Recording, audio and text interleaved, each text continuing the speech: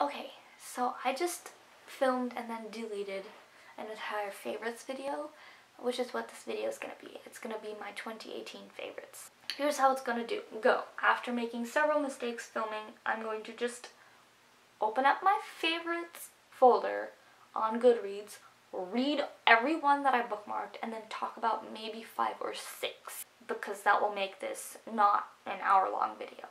Okay, these are my favorites of 2018. From Twinkle with Love by Sandhya Menon, Ship of the Dead, which is the 3rd book in the Magnus Chase and Gods of Asgard series by Rick Riordan, One Dark Throne, the 2nd book in the 3 Dark Crowns trilogy by Kendara Blake, Ignite Me, which is the 3rd book in the Shatter Me series by Tahar Mafi, Obsidio, which is the 3rd and final book in the Illuminae Files by Amy Kaufman and Jay Kristoff, Truly Devious, the 1st book in Maureen Johnson's, I think, trilogy or quartet, Arusha and the End of Time, which is Roshni Chakshi's 1st book in the Pandavas quartet. It's an imprint to Rick Riordan, Children of God / Recreations of God, like worldly polytheistic mythology story series, middle grade books. Leah on the Offbeat, which is the 2nd book in the Creekwood series, apparently. It's the sequel to Simon versus the Homo sapiens agenda, right here, by Becky Albertalli. Song of Blood and Stone by Elle Penelope. It's the 1st book in the Earthsinger Chronicles, and I think it's the only one that's published as a proper physical book. The others are ebooks, I think. I could be wrong. Fangirl by Rainbow Rowell. Pashmina by Nidhi Chandani. That's a graphic novel. And I Darken, the 1st book in the Conqueror Saga, which is a fem-slash retelling of Vlad the Impaler. I think fem-slash is a solely fanfic word. What I'm saying is Vlad the Impaler is a dude, and Vlada, or Lada, is the female version of Vlad the Impaler, which is what this book is about, by Kirsten White. Let's Talk About Love by Claire Can. The Diviners by Libba Bray. For Everyone by Jason Reynolds. Children of Blood and Bone by Tomi Adeyemi, 1st book in the Orisha trilogy, I think. Tale for the Time Being by Ruth Ozeki. Lair of Dreams, 2nd book to the Diviners series by Libba Bray. Harry Potter and the Order of Phoenix, 5th book in the Harry Potter series by J.K. Rowling. Before the Devil Breaks You, 3rd and most recently published book in Libba Bray's Diviners series. 4th book is not out and does not have a publishing date yet. Burning Maze, the 3rd book in the Trials of Apollo series, and not, in fact, the final one as I originally thought, by Rick Riordan. Every Heart a Doorway, let me just mention the entire series. Every Heart a Doorway, Down Among the Sticks and Bones, and Beneath the Sugar Sky, which are all 3 from the Wayward Children series by Shannon McGuire, or Shannon McGuire. I think it's Shannon, because that's the name that I am familiar with. I could be wrong. My So-Called Bollywood Life by Nisha Sharma. The Hating Game by Sally Thorne.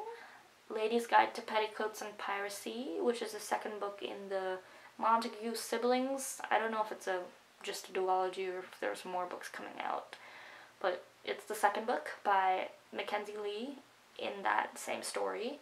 City of Ghosts by Victoria Schwab, 1st book in the Cassidy Blake series, middle grade.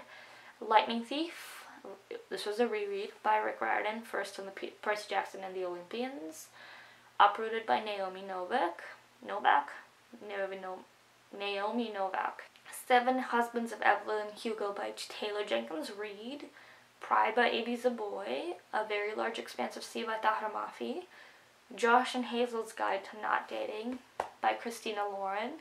A Map of Days, which is the 4th book in Miss Peregrine's Peculiar Children series by Ransom Riggs.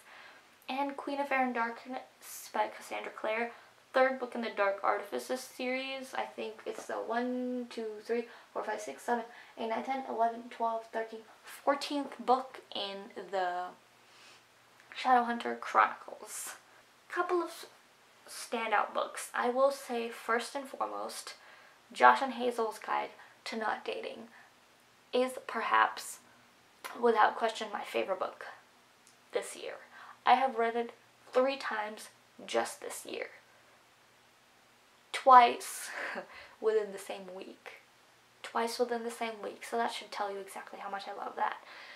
It is by the writing duo of romance, Christina and Lauren. Don't know their last names, but they kind of combined their name to be one name on this beautiful book.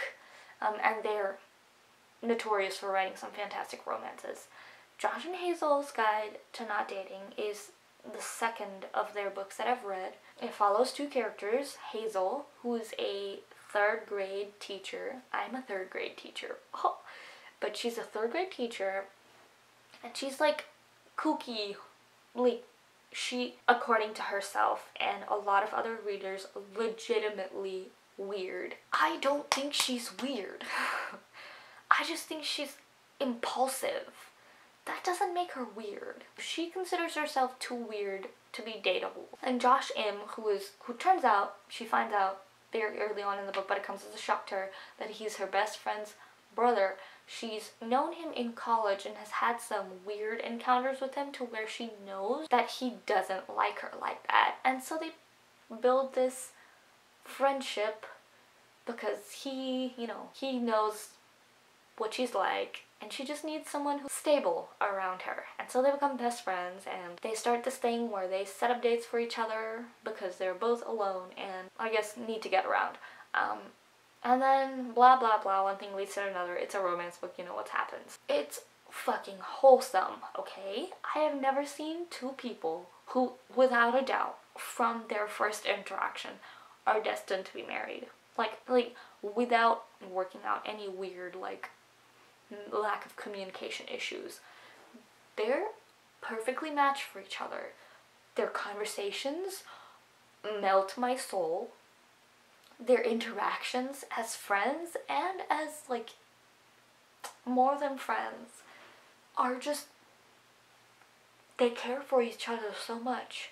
My insides, like all of my internal organs, squeeze out of fondness for how much these 2 like love and appreciate each other as friends and as more than friends. It's so funny too. The book is just so fantastically funny. Like, I don't think Hazel's weird, but her impulsiveness and her lack of filter in the shit she says is just hilarious. She's just too good. And this is just the most perfectly crafted romance book. I don't think I will ever find a book that is objectively better than this one, unless there's a book that is almost basically this, but without, you know, certain aspects of fetishizing Josh Im, who's Korean, and the occasional, like, I think there's a fat-shamey comment, I think there's one slut-shamey comment, and then I think there's another one that, like, is a little bit ableist, but, like, it wasn't bad, but it was just, like, normalized use of harmful things that really aren't offensive, but should be considered more offensive than they usually are.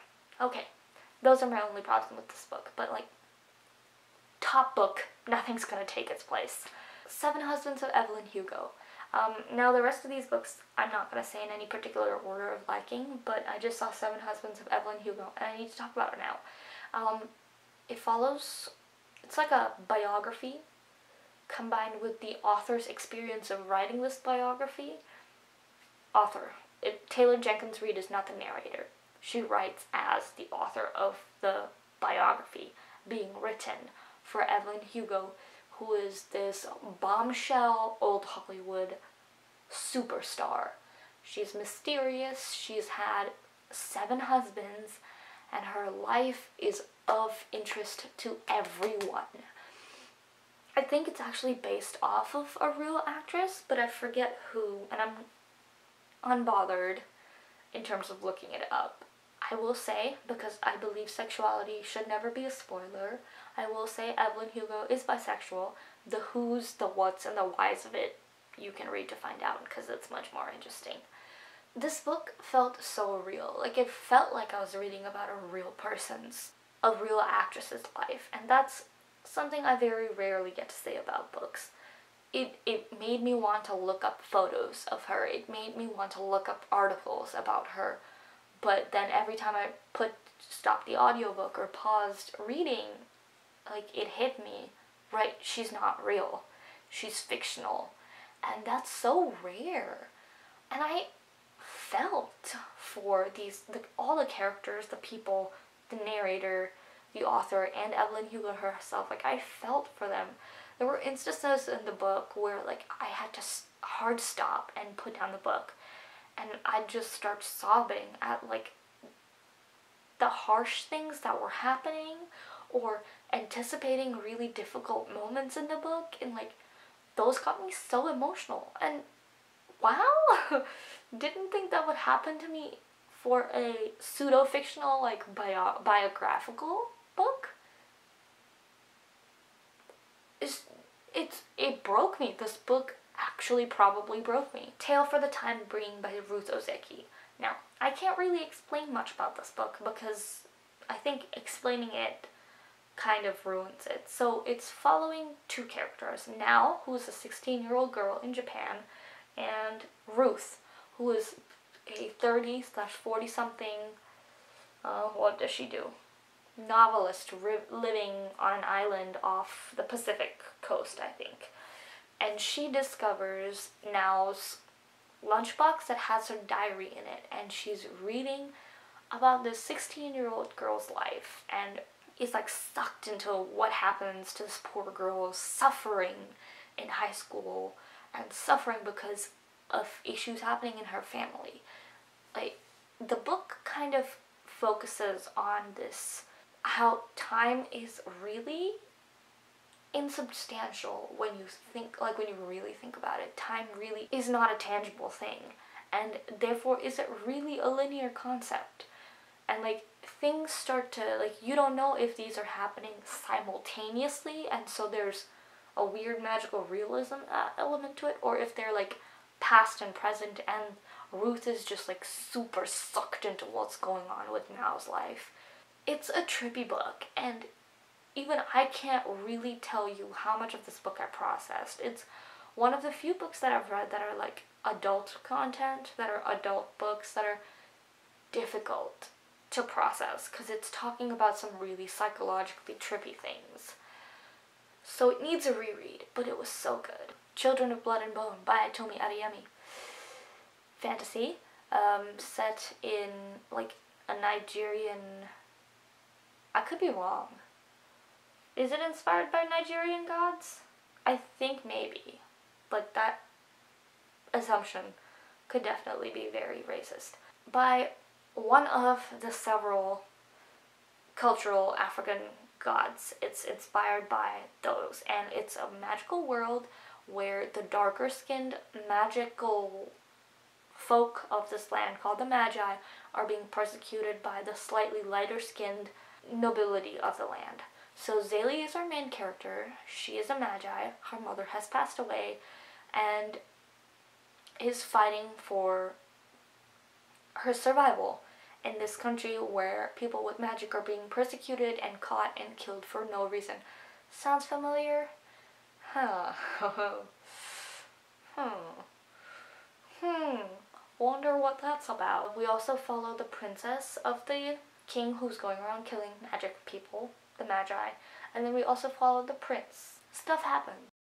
Can I really say more than that? I don't think so, because I don't think I remember more than that. Basically what they're trying to do is they're trying to get back magic, or Zaylee is trying to get back magic to the world where it's been suppressed and pushed down and, like, eradicated almost because of the king and his laws. That's all I can say. It's just some of the most action-packed books I've read. It's fantasy. It takes a hot second to get into, but it's so fucking divine to read. I'm not gonna say that it's diverse and interesting because, duh, you know, not set in a medieval fantasy verse. Obviously different. Even the story elements feel very unique. And I think it might just be because we're not reading a medieval inspired fantasy novel. I loved the characters. the dynamics and the interactions and the motivations for why they do what they do was relatable even for the bad characters. Not forgivable, but like, yeah dude, I get it kind of thing. And that's hard to say that I've read books like that. It was such a good book to read. I read the entire thing in audio.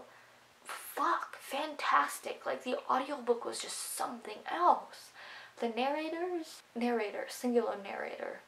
I felt like I was listening to 3 different people. It's one person. Oh, a lot of narrators do that, but it was just something else in this. This is like all of the good things, the tiny little good things that come together to make a fantastic, mind-blowing book. Ooh, let's talk about love. By Claire Kahn. It follows a young black girl named Alice who is biromantic asexual, and she's had some bad experiences with romantic partners who have not given the time to understand her asexuality or have disregarded and discredited her identity as asexual.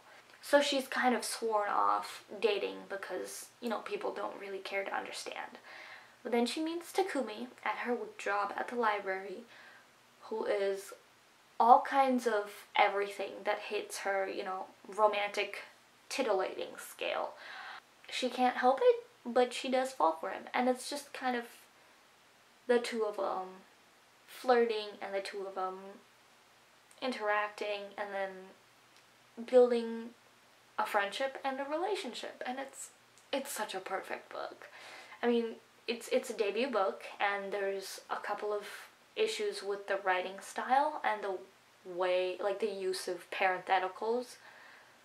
A couple of problems over there. But the story was just so perfectly wholesome. Like, I was screeching and squealing the entire way through this read because it's so absolutely perfect. I loved this book. Loved it. Really, encompasses that understanding of what ace is in such a, nuanced way. It was validating, not only, but also, asexual romances are definitely a thing. Another asexual book that I read that was in my favorites was Lady's Guide to Petticoats and Piracy, which is the second book in it's the follow-up to Gentleman's Guide to Vice and Virtue. It follows Felicity, who's the brother to Monty. She wanting to become a doctor in a world where women aren't considered qualified to work or be doctors. She doesn't want to get married because she's asexual, probably aromantic as well, and she's just very ambition focused. And so she hears about an opportunity to be the apprentice to one of her biggest idols in the medical field. He's getting engaged to her ex-best friend, and so she takes the opportunity and the help of her pirate friends from Gentleman's Guide to go find the guy and ask him to give her the job. And then other heisty, piratey things happen. And it's the story about friendship and family and just overall wholesome perfectness. I loved this book. I loved it. It was so good. I think the storyline could have used a little bit more refining because it felt a little random, but just so good. So good. So good. I think I'm going to stop right there. That's 6 books that I've talked about. All the other books that I really loved, I've mentioned. I'm going to give a couple of, specific shout-outs, though. The entire Diviner's trilogy by Libba Bray.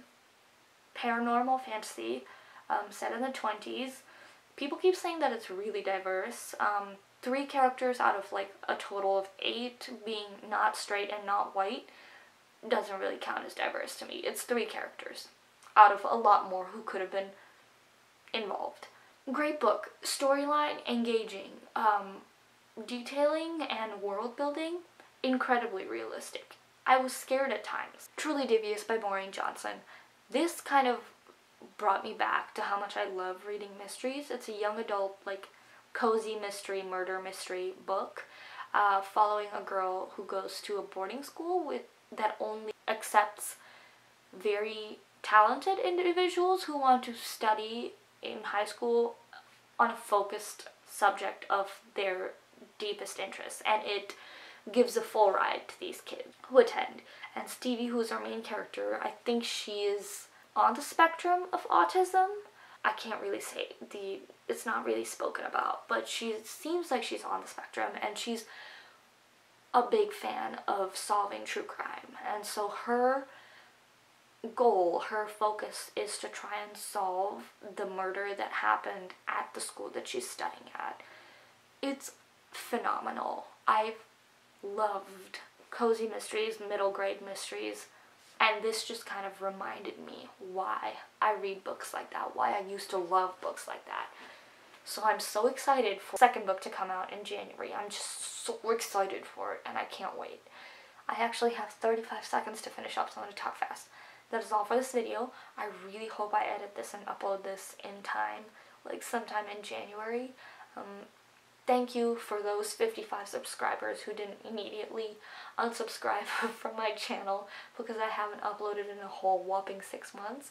And I will hopefully also have uploaded all of my other videos soon as well. Thank you for watching, and bye. See you.